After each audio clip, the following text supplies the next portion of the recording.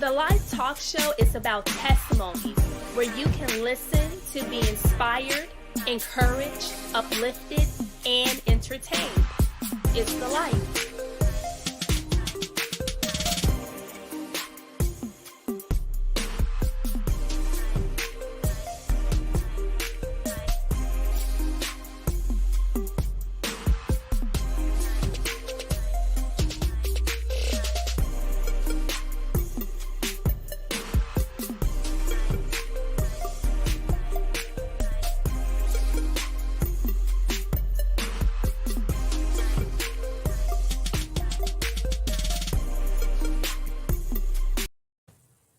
Good morning. My name is Ashley Cotton. I'm the host for the Life Talk Show. And today with me, as you already know, I do have a guest. And this guest is special because she's family. She's married to my cousin, Angela Tabb, to Ronnie Tabb. And so, we follow each other on Facebook. And so there's been some great things happening. She just released her first book. And so we're going to talk and get to know Angela and her journey of her relationship with Jesus.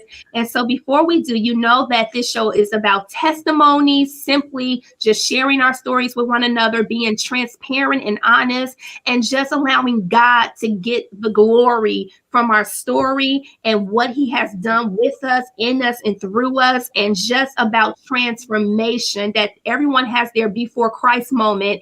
And then when they come into the full knowledge and understanding of who he is and how we're made in his image and who we are in him, then we can begin to go back and help one another to get to their inheritance, to get to what God has for them to do.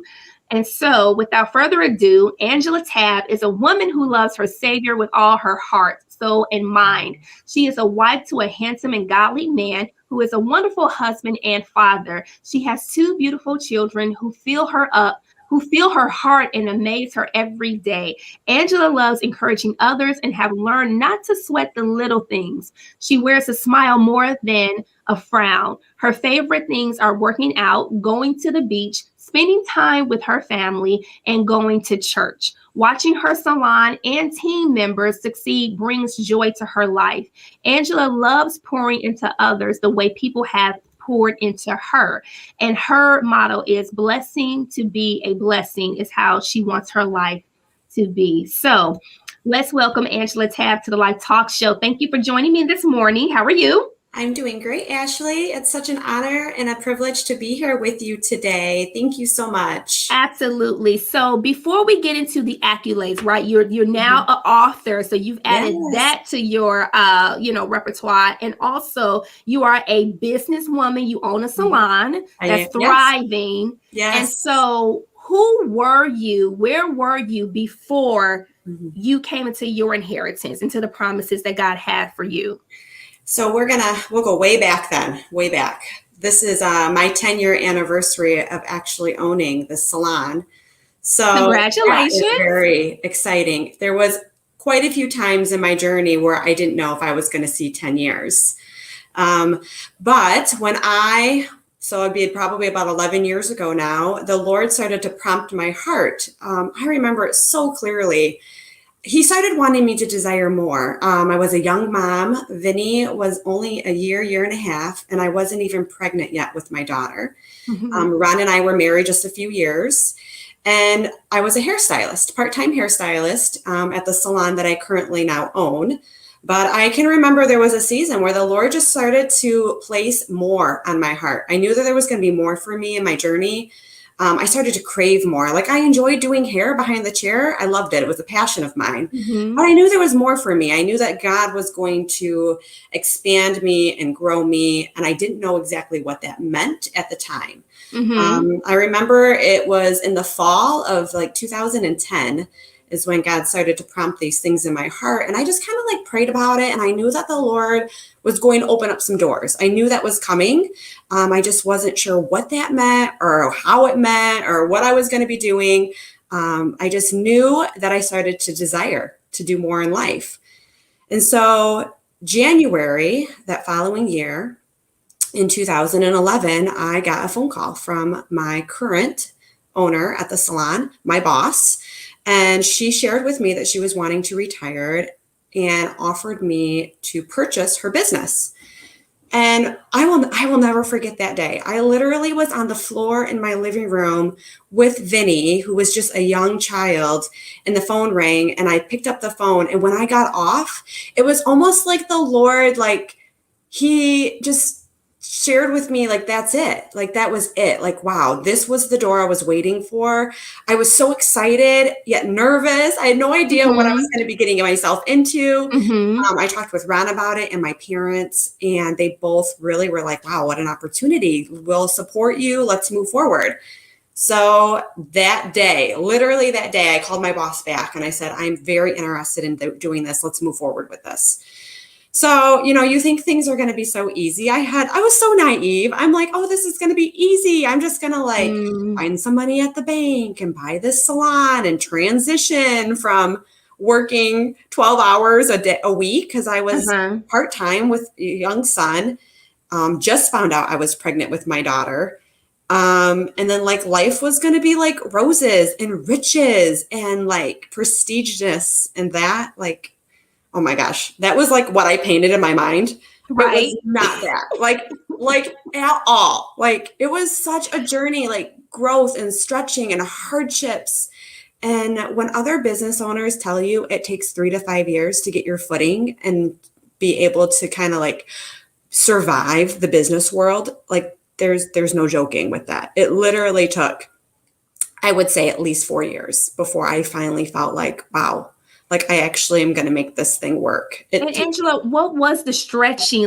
What were those moments where, God is doing a mighty work within you, and you have your picture of how it's going to flow, right? We think about the roses and everything, but what are some of those things where, your valley experiences, your brokenness, did I miss the mark? Did I take on too much than I can, chew? Oh my gosh. So many things, Ashley. Some of the things that really stand out in my mind in the very beginning was I literally went from working 12 to 15 hours a week to about 60 to 65 within a turn of a key one day. My daughter was 6 months old. Vinny was 2. My mother, bless her heart, would come up and stay 4 or 5 nights, and she would sleep on my daughter's floor and wake up with her in the middle of the night so I could sleep, because I was working like a mad woman. I mean, I had 13 employees at the time, and it was survival mode. I don't even hardly remember much of my daughter's first year of birth because I was constantly at the salon. When I went into that business, I had a business partner because I didn't want to go by myself. I needed some help. I needed somebody who knew something about business. And that was awful. That was really bad. A relationship that turned sour quickly. This particular person was not in this community. He lived further away. And so the communication was just, we just never thrived. We never got it. We never connected. So I literally found myself hiring a lawyer my very first year of business, not even. I think we were in it for 7 months to try to force him out within 6 months of owning business. So that was really a hard time for me because I went from a place of excitement and roses and the riches and the glory and the name behind, boss lady, to now having to get a lawyer, force my business partner out for 6 months. My mom was coming up and staying at my house because my kids were small and I didn't have time for them. I was pouring everything I had into this business. And that Angela, did you ever feel guilty of not being there for your children? Because now you have another responsibility and you have a responsibility as a wife and a mother. Yeah. So now your time is split. Did you ever feel guilty? Did you ever feel bad? And in those moments, of course, when you have to go to the secret place and seek the Lord, what was he saying to you throughout the entire process? Yeah, there was a lot of condemnation and guilt, trying to juggle. I was literally spinning multiple hats, and I honestly didn't have time for my family. It was either the business or I was going to let the business go and I was going to focus on family. There were so many things that I had to overcome in that season of who I was and who the Lord called me to be as far as a businesswoman and raising young children, how to balance it. And I did a really poor job in the very beginning because I didn't know. I was learning. And, there was a season 2 to 3 years into business that I did feel much more guilty about it, not spending time with my kids during that season. I think in the midst of it, I was just such a whirlwind. I didn't have time to think about it. I was in survival mode. I literally was like, am I paying Tabani's rent or am I going to pay our mortgage? I mean, I was just in survivor mode. And so my season with the Lord was more like, why did you want me to do this? Yeah. Why am I doing this? Why have you called me to do this? And why did you let me do this if you knew this was what it was going to transpire to be? Like, I was so confused. I did not understand, but I did know that that's where God wanted me to be. And he promised me he would make up for the time. He said, you have to stretch yourself now and go into these mountains. So then that way you can grow as an entrepreneur, as a businesswoman, get yourself on a solid foundation, and I will make those years up to you in the future. So I knew that there was promise behind it, but in the midst of it, I just felt like a crazy woman. I didn't know if I was coming or going. I was always at the salon. Me and my business partner were at odds. That was just not a good season. I had a lawyer. I had to pay the lawyer a lot of money. I ended up having to pay my business partner a lot of money to get him out. And then right after that, I finally got my business partner out. I had a walkout at my salon. I had my 4 top girls walk out the door one day. Money.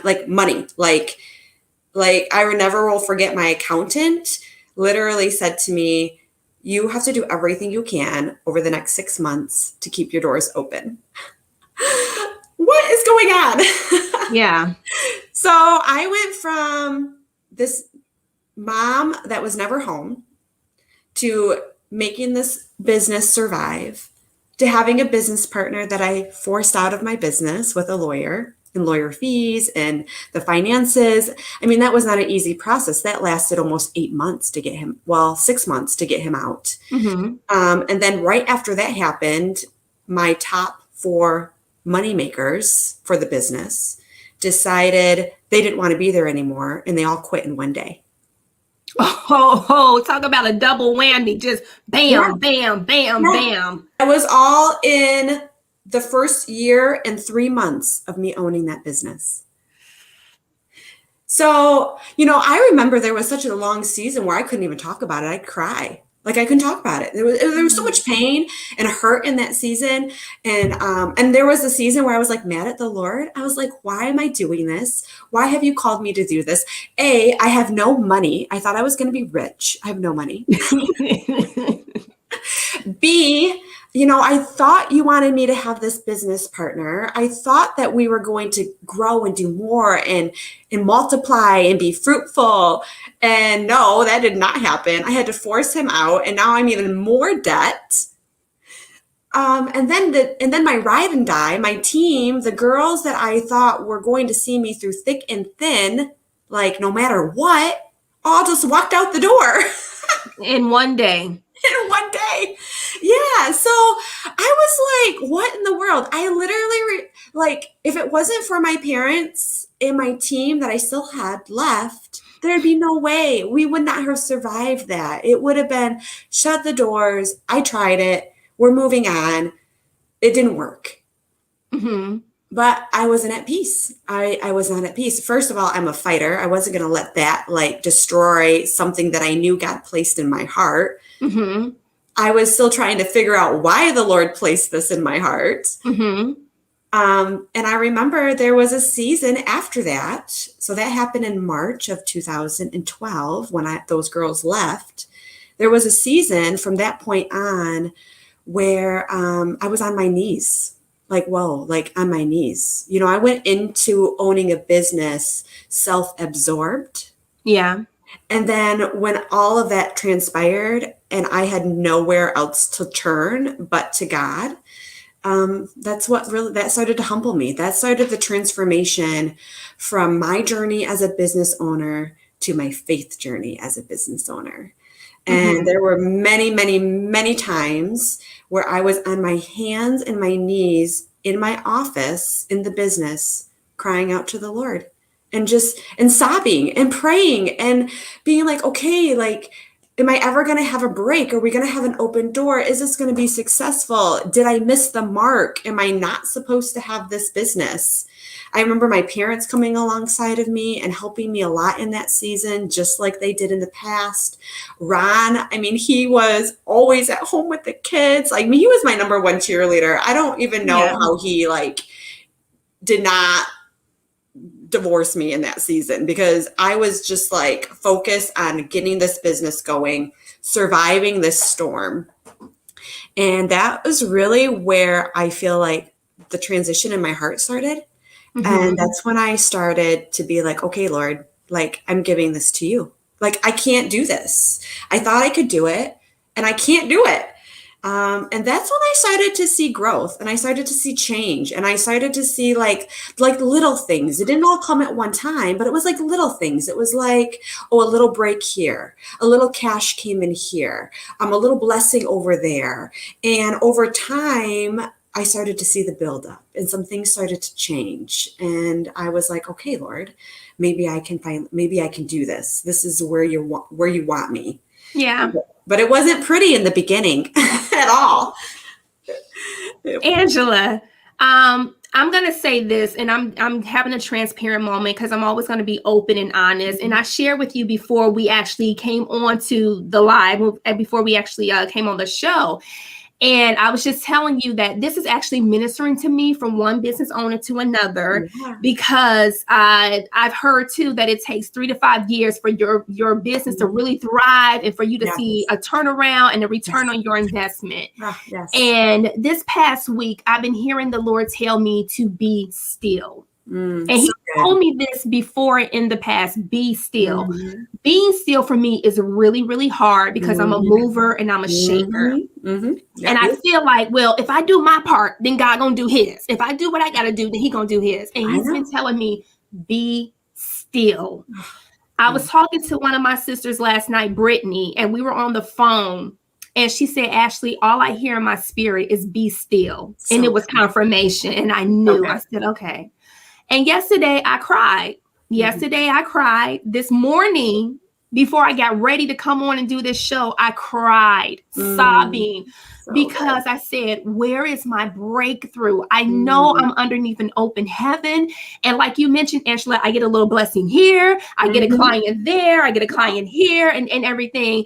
And I'm like, but where is the press down, shaking together, running over? Where is the abundant life that you promised me? I know the plans for you, plans to prosper you, plans to succeed, Jeremiah 29:11. And I just cried. And if you all read my book, and if you did get the book, I did put it in the book where I was in the occult.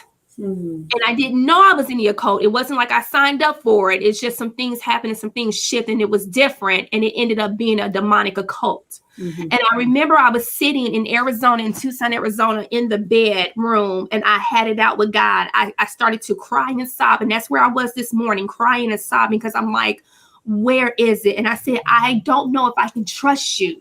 I don't know if I can fully trust you. I know who you are. I know what your word says. But I feel like I'm forgotten.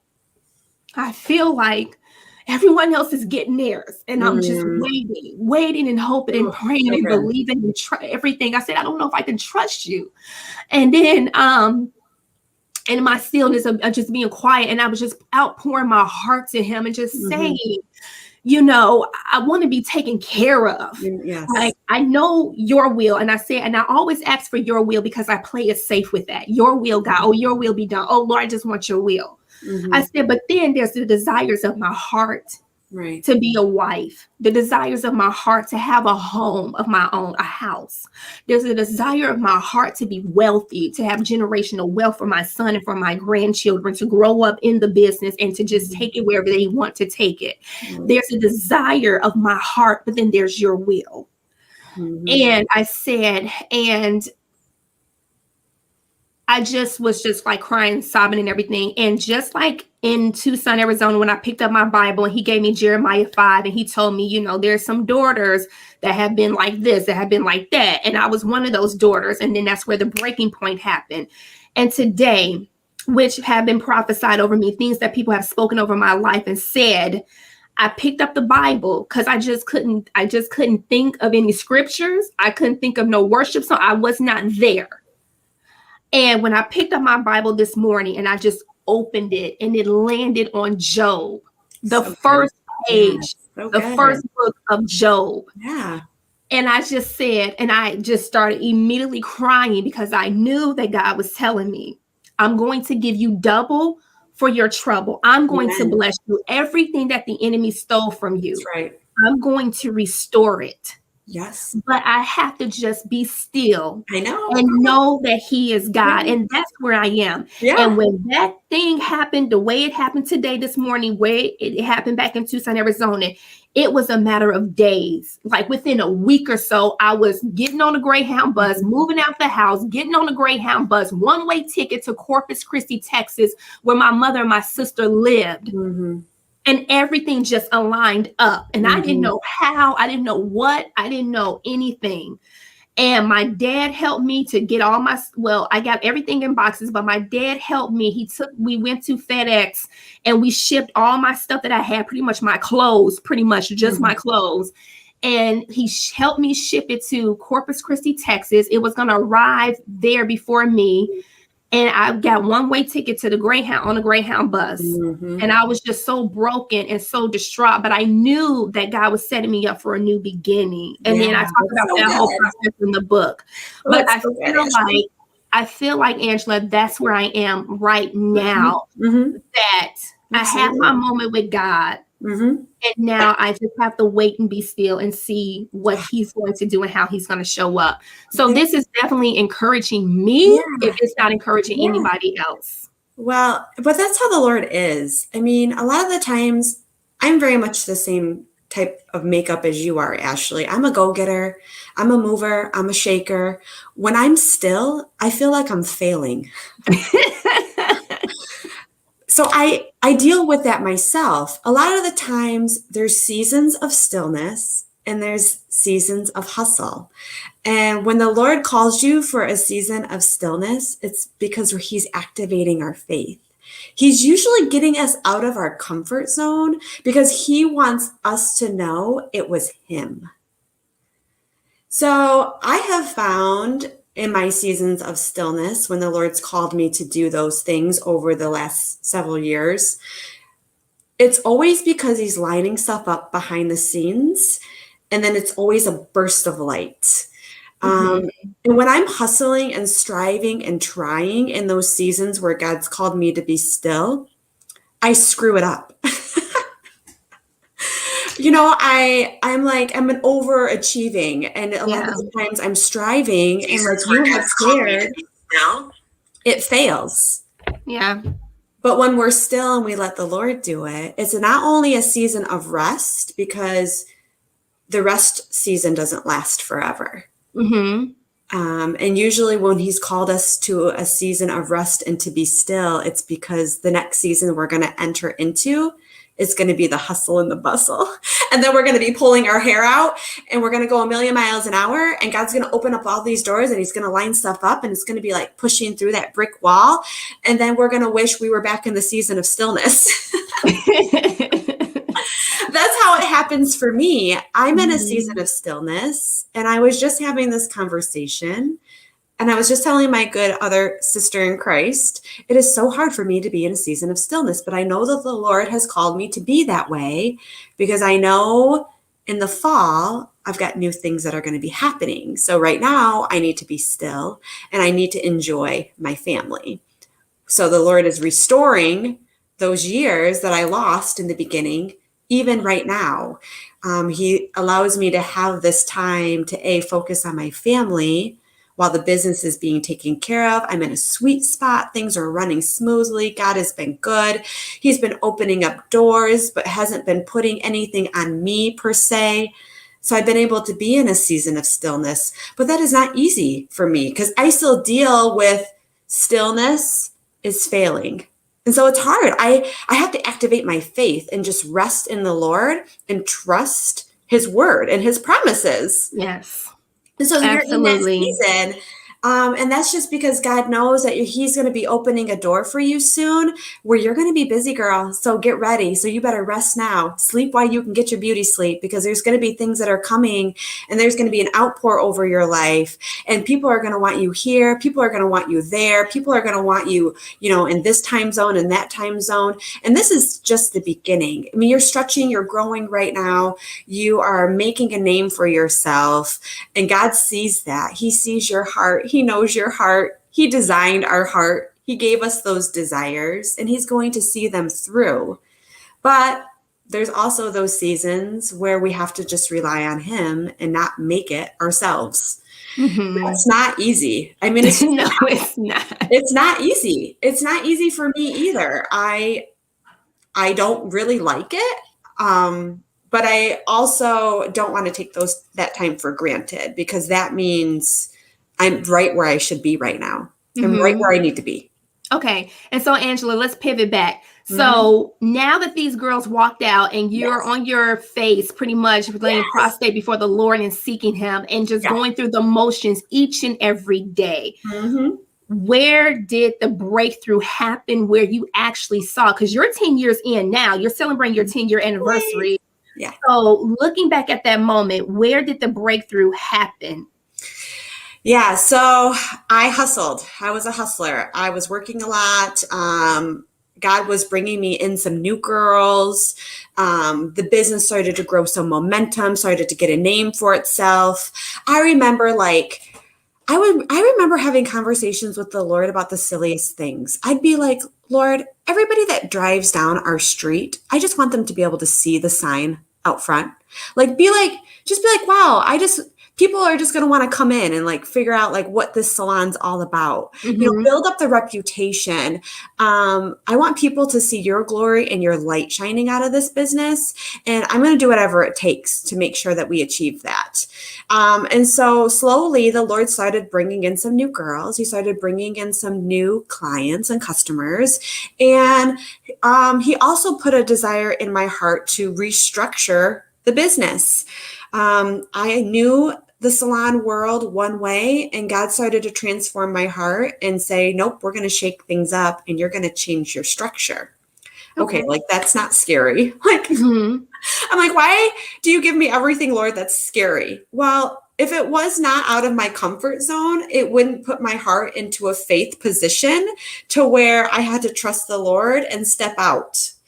So I started transitioning. I started to change some of the way that the finances were ran in the salon. I went from a group of employees to a booth rental salon. I decided, as a boss and a leader for a business and a group of women, I also had to figure out what that meant for me. Just because the salon was ran by my old boss a certain way does not mean that it was good for me.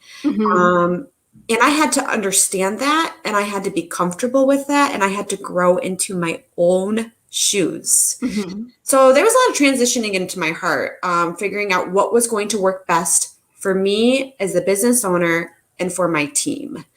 So I transitioned the salon. I changed the way the finances were. I had a team meeting with my team, and I shared with them what I was wanting to do for the future. I wanted to make sure that they were on board. And surprisingly enough, I was so freaked out in that meeting because I thought, oh my gosh, Lord, this is going to go really good, or the rest of my girls are going to walk out that door. And then what? Because I literally was going to tell them, I'm paying you different. I'm not going to pay you at all. We're going to completely change everything. And now you're going to rent your station. So they were going to be like, awesome, or no way, and bye. So I was like, okay, Lord, we're going to do this. Actually, I was so freaked out that I called my mom crying, freaking out. I couldn't do it by myself. And my mom came up to the salon and was with me while I had this meeting. Like she was like backup. She was like mama bear. She was like, look, you girls give my daughter harassment or some sassiness and mama bear is here. Yes. And to my surprise, they were all like on board. They were like, that sounds great. And I was like, oh my gosh, Lord, you knew. You knew. Mm-hmm. You planted that seed in my heart for some transitioning in the business. Mm-hmm. I stepped out in faith. I was freaking out. Like my mom had to come. And to my surprise, the meeting was fantastic. The team was excited. I was like overwhelmed with peace and joy.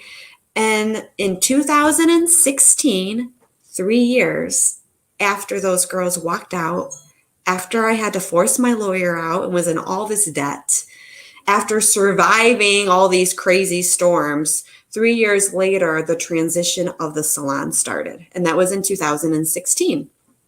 After that, that's when I really started to flourish because God positioned me as the business owner and as the leader, how he wanted me to be because he knew the desires of my heart, which was so cool. Because in the midst of it, I was like, God, if these girls all leave because they're going to be mad at me, you and I are going to have some serious issues to work out.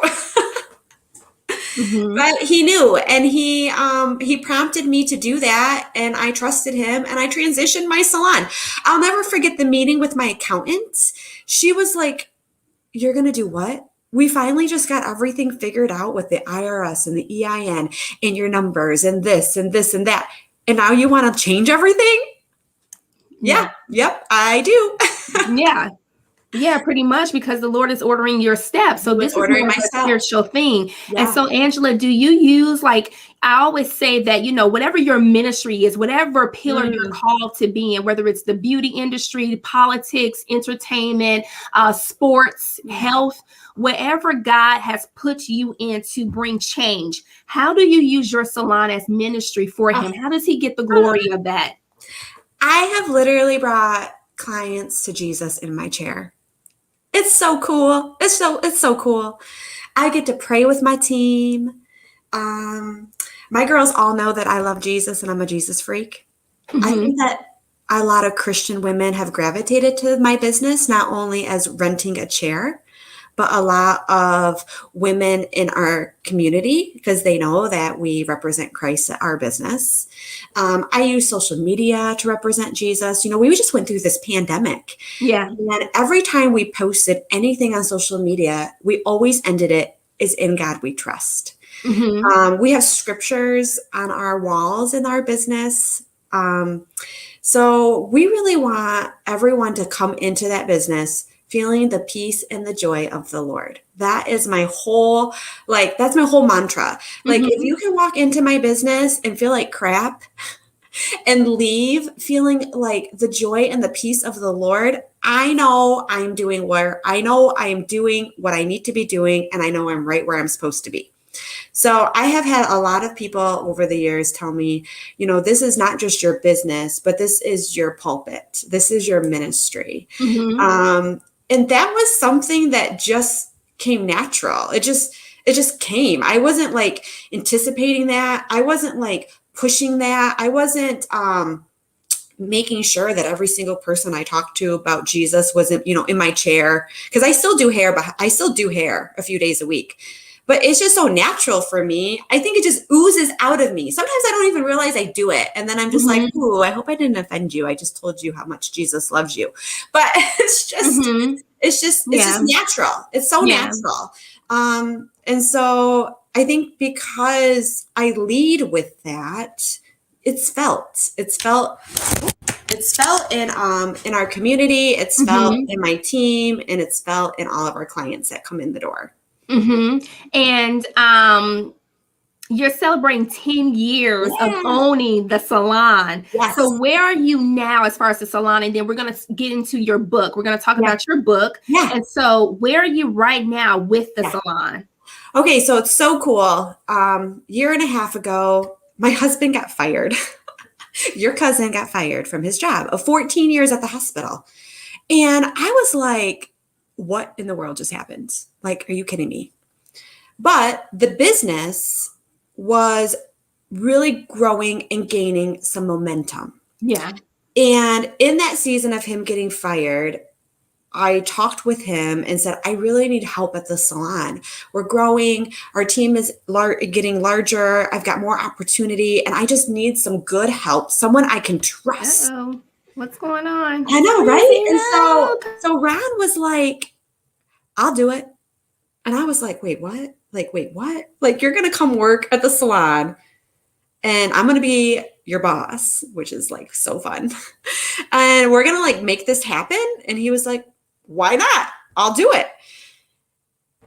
A little tag on him. He just graduated with his master's degree in business and management. Mm-hmm. So I didn't think we were going to line up in our business. I thought he was going to go into the corporate world. God had different plans for him. So Ron came alongside of me in 2019. And let me tell you, he is never allowed to leave the salon ever. Like, it has been amazing, absolutely amazing. My team loves him. He has brought such a cool vibe to the salon. Like, he really brings like family, like he's getting to know the girls as husbands. They're golfing, they're going bowling together. He has been such a backbone for me that has allowed me to soar. It's amazing. Like, I would have never in a million years thought that this was going to be our future. If you would have told me this 4 years ago, I would have laughed at you and said, that's crazy. Like, no way. Like, no way. But when we thought, and when he brought this to my attention, like, let me do it. I'll come alongside of you. I'll do it. I really felt the peace of the Lord. Like, we both kind of felt it. Like, we prayed about it. We talked to my parents about it. Like, we didn't just jump in. Like, it took about a month before we were like, okay, let's do this. But the more that we talked about it and the more we prayed about it, the more we just felt the peace of the Lord. Like, we just knew. We were like, this is what we're going to do. And so actually a year and a half has gone by and Ron has been along my side in the salon and we're expanding in the fall. Like, what? We're going so what does Ron do? Do Ron be cutting hair? Do he be like, yeah, chopping it up and cutting hair and do it? Like, he literally was like, I should go get my barber's license. But I told him he couldn't because I need him to do the stuff I don't want to do. So Ron does everything. Ron does inventory, finances, customer relations. He takes care of the team. He goes out golfing with the girls as husbands.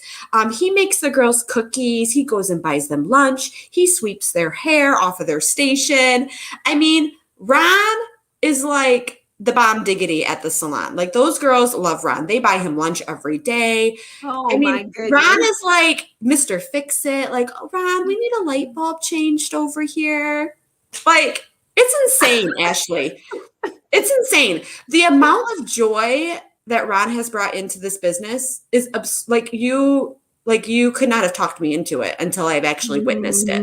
So there's like no going back. Like, I tell him all the time, I'm like, you're stuck. You do realize that you're stuck. We're just going to keep being in business together and we're going to see where the Lord takes us. We're going to see where he takes us. We're on this new journey together, really. So talk about new beginnings. Talk about a new beginning. So that's where we're at, and we're going to expand in the fall of 2021. So we're pretty excited about that. We're building on, girl. That's awesome. A husband and wife duo. So God gave you the vision and God called you to come to the forefront because you was just a stylist, styling hair in the salon. And then you became the owner of salon. Yes. And then look now to where your husband, Ron, gets fired from his job. And now he's come into the business that you all are running together as husband and wife. That's awesome. That's a great testimony. Talk about beauty for ashes, girl. Beauty for ashes. That's right. But I I've seen the Lord do this time and time again in my life, personal life, business world, beauty for ashes. Like, I need to get a t-shirt that says that and just wear it everywhere I go, because that has literally been my story. Beauty for ashes. And so now let's go into your book. Here it is. There it is. And where can you get your book? So right now you can purchase it either in the salon, Tavani Salon and Spa, or you can also purchase it online, which is at TavaniSalonandSpa.com, our website. There's a category. The book's name is Boldly Beautiful. So if you click that category, the book will pop up and you can purchase it, and then we'll send it to you. And why Boldly Beautiful? Like, what is it all entail and about? I mean, it's all about God. It is all about God, like cover to cover, page by page. I mean, you know how this works. You did it yourself. Boldly Beautiful is the name that the Lord gave me when I was in the shower, like of all places, fighting my ex-business partner. That's what he literally, I will never forget his words. God said, I gave you this business. You are boldly beautiful, and that's who I've called you to be. So it was a God-given name. That's what he told me. He reminded me of that in the midst of fighting with lawyers to save my business. So that's the name of the book, Boldly Beautiful. And I never thought I was going to write a book. I don't read books. I don't spell very well. I don't always talk efficiently. But I was at a women's conference at my church, and that was in 2016. I'll never forget it. It was Pastor Lisa Bevere was speaking, and it was at the end of service, and we were in quiet time with the Lord and the Holy Spirit. And I was just kind of praise and worshiping, on my own accord. And God was like, you're going to write a book now. I laughed. I said, Lord, I think I'm hearing the prayer to the woman next to me. I don't think this is for me. Yeah. He was like, no, I'm going to call you to write a book, and you're going to do it because the only way you're going to do it is because you're going to rely on me to do it. And I thought, the Lord has jokes, and he's so comical at times, because I was like, this is crazy. What am I going to write about? And in the midst of praise and worship, with those few minutes with the Lord, he just deposited future. He was like, you're going to write a book. You're going to rely on me. It's going to be your story. It's going to be your faith walk. It's going to be about the business. And in the midst of you writing this book, I'm going to put a protected shield over your business, and anything that tries to come against you, it's just going to fire off. It's never going to penetrate the business or you or your finances or your family, because you're going to be obedient to me. And even though this is totally out of comfort zone, I have plans and I have purpose for this in the future. And I'm going to take you in some more direction. It's going to be more streams of living water that are going to come into place for you. And I was just like bawling, and I'm like, what? I'm going to write a book? Like, what does this even mean? I haven't even picked a book up since high school. Like, I have no idea what I'm doing. It's so true. Like, when the Lord told me to write a book, I thought he was joking. I thought, like, Father, like, this is not funny. Yeah. So I called my mom and dad after that service, and I was like, Mom, I think that God wants me to write a book about the salon and about business and about being a woman business owner, an entrepreneur. And my mom was like, this is amazing. I know you're going to have a voice for the kingdom. And I'm just like, okay, I'm doing it. I guess I'm doing this. And then I didn't even tell Ron at first, because I seriously thought he was going to make fun of me. Because my husband knows me, and he knows A, I don't read. B, I don't spell. Like, I'm not a good speller. C, sometimes when I'm talking, I get my words all like mumbo jumbled. So I'm not even really good at that sometimes. But I didn't tell Ron about it, but the Lord kept bubbling it up in my spirit. Like, you're going to do this. You're going to write a book. Like, get started. Don't waste time. And so Ron and I were out to dinner a few days later, and I looked at him from across the dinner table, and I said, I'm going to do something. And he's like, well, what are you going to do? And I said, I think the Lord wants me to write a book. And I was getting ready to hear Ron's jokes and laughter, but that's not actually what happened. He like lit up. He was like, what? That's amazing. I've always wanted to write a book. And I was like, what? I've been married to this man like 7 or 8 years, and I had no idea that he had a desire to write a book. Yeah. And so he actually was the one who shared with me how to get started. Because he knows I don't. Yeah, it was him. It was at that dinner table that night. We talked about it. I was expecting to get laughed at. And instead, he was like excited and thrilled and had knowledge about it. Never a conversation we've ever had, ever.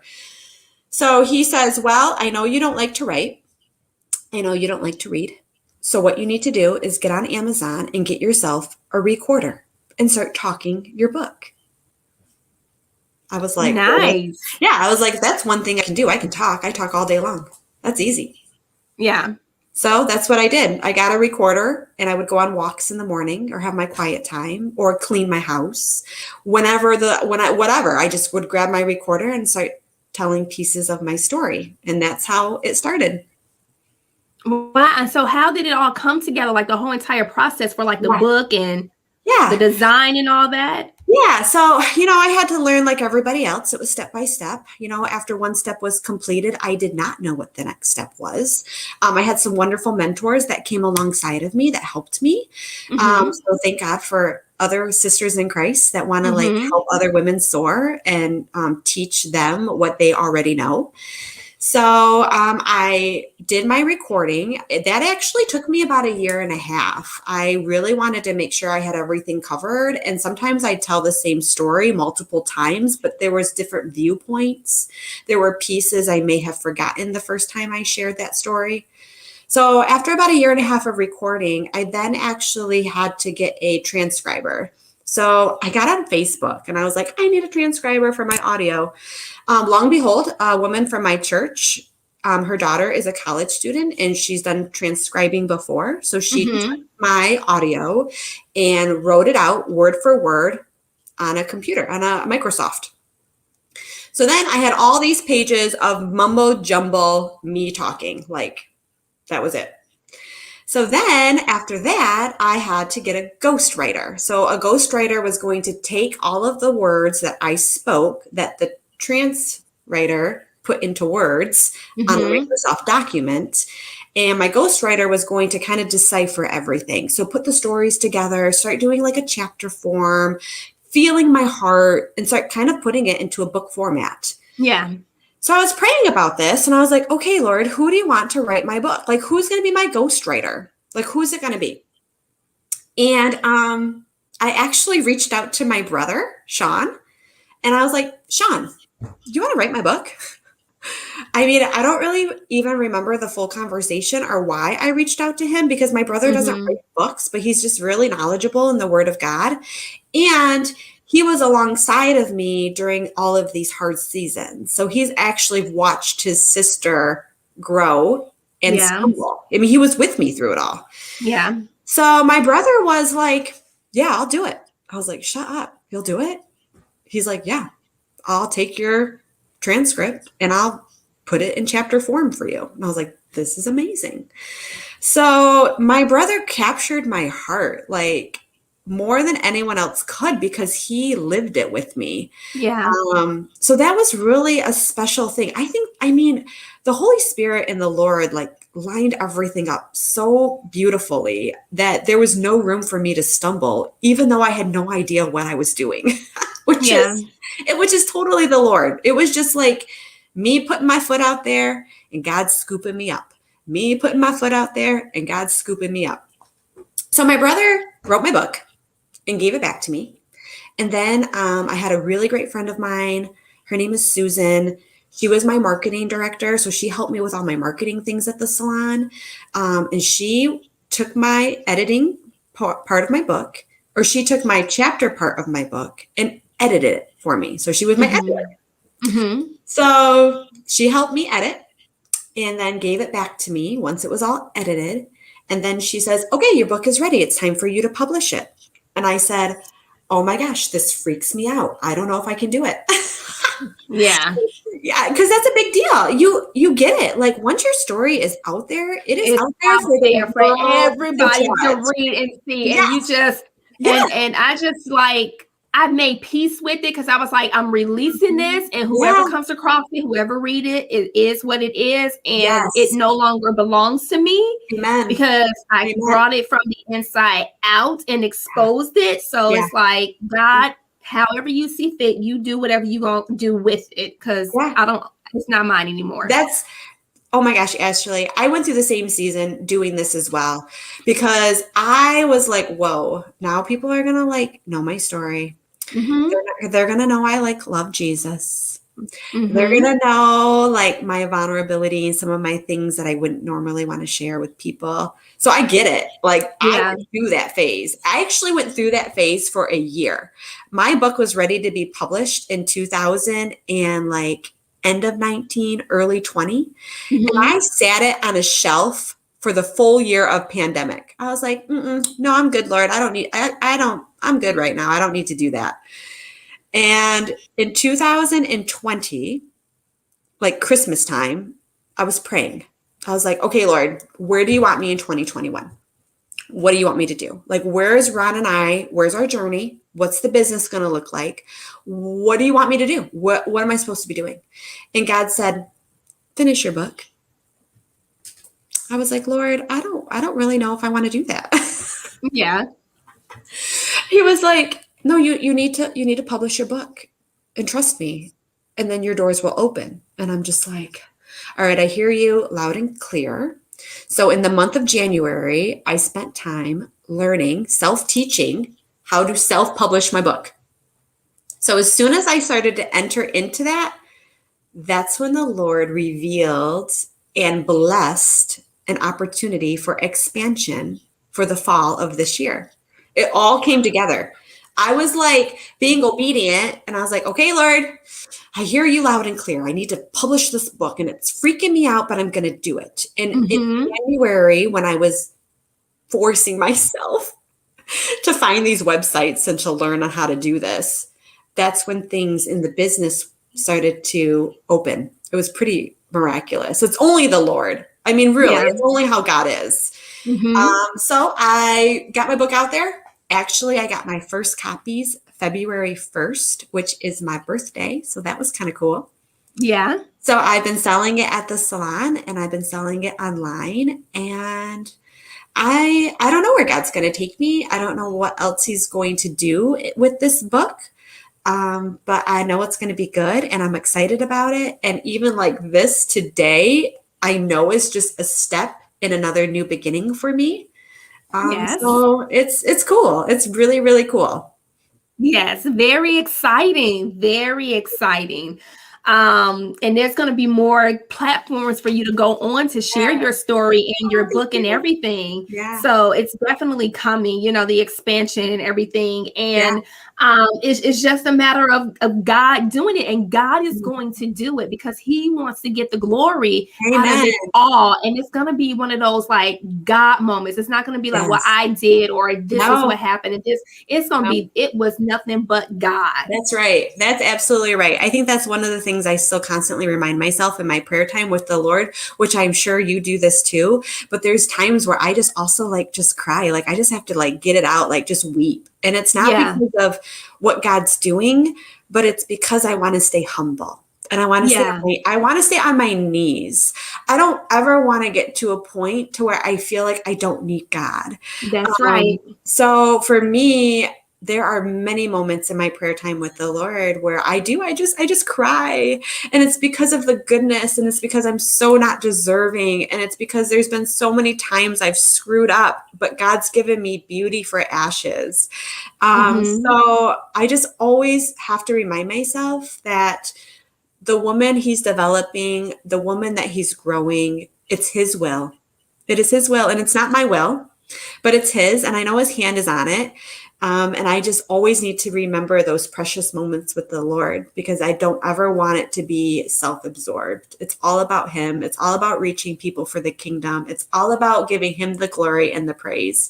And when he wants to bless me and give me gifts and expand me and grow me and put me on platforms, I will continue to just honor and bless him, because if it wasn't for those situations, I wouldn't be able to do what I'm able to do today.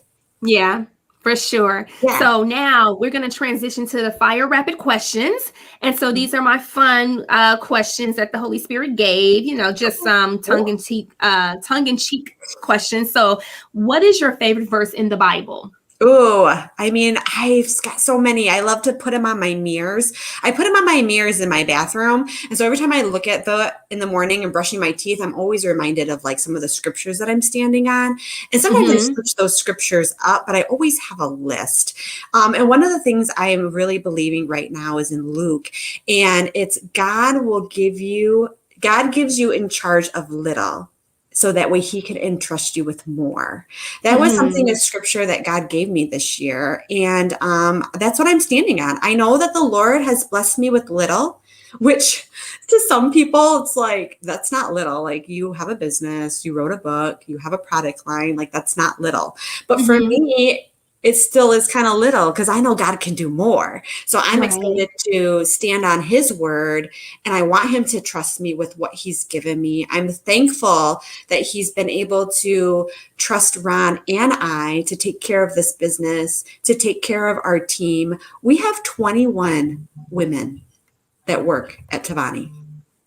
21. We are not small. We're huge.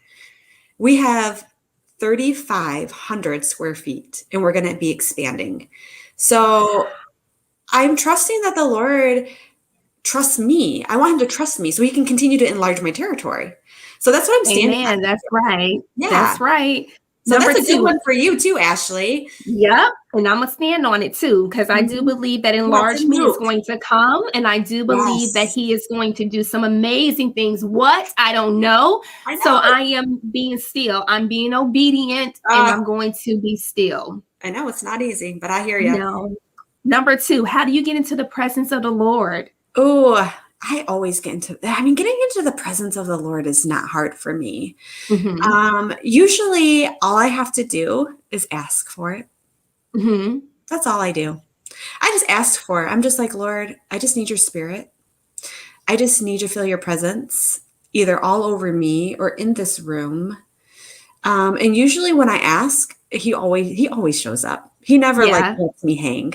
Sometimes I speak in tongues. Sometimes I'll just be like in my prayer time or in my worship time, and the Lord just prompts my heart to start speaking in tongues and in my spirit, my prayer language.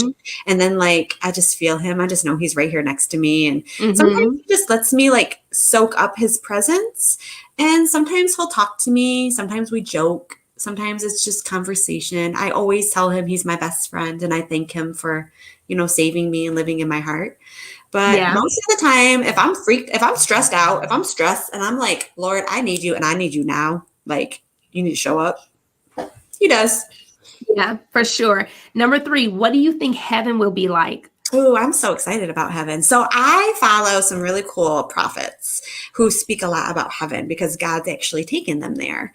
One of my favorite prophets is Kat Kerr. She's amazing. Oh, yeah. I have her books. She wrote 2 books, The Revelation, but I do know who Kat Kerr is. Who else? Yeah. So she's probably one of the main ones I follow. There's another gentleman, I can't think of his name, but he is from Africa, and the Lord has also taken him to heaven a few times too. And I have followed some of his stuff, but I can't think of his name right off the top of my head. But Kat Kerr is someone who I really love to soak up. She's so anointed by the Lord. Yeah. And I have read both of her books, Revealing Heaven. Yeah, Revealing Heaven 1 and 2. Also, you should check out Jesse Duplantis. Yes, I know Jesse too. Yeah, he had a trip to heaven, and he talks about his testimony. So you should look that up on YouTube, because I've watched it, and it's really, really good. Number 4, who would you like to meet in heaven? It can be from the Old Testament or New Testament. Oh, that's a really good question, Ashley. I think the most important person for me to meet in heaven is Jesus. Like, I Yes. can't wait to meet him. I like think about meeting him and what it would be like to meet him. Like, would I just like crumble and start crying, or would I just fall on my knees, or what would I even do? Would I just be in awe of his presence that I just would be like speechless? Like, I have no idea, but I often think of that. Like, like, I can't wait to meet you, Lord. Like, what is it going to be like? But I have relatives in heaven. Oh, my Nanu, my grandfather's in heaven. He's been in heaven for like 15 or 16 years now. I can't wait to see him again. But of course, like, there's so many people in heaven. I'm sure I'm going to meet them all eventually. But I think the number one who constantly comes back into my heart is to meet Jesus. Yes. Number 5, given the opportunity where you're in a quiet, intimate setting and God manifests himself to you face to face, what would you say to him? What would that conversation be like? Oh, wow. I would probably say to him, I would thank him for, honestly, keeping me alive. Probably keeping me alive. And keeping me humble, so then that way I can always enjoy his presence here while I'm on this earth. But my conversations with the Lord would probably just be like so unending. There's so many things you can talk about to the Father with. Yeah. But I think that would probably be one of the things I'd be like, even though if I'd be in heaven or if I saw him here on the earth, I'd just be like, thank you for having me in this earth for the time and the purpose that you had me here.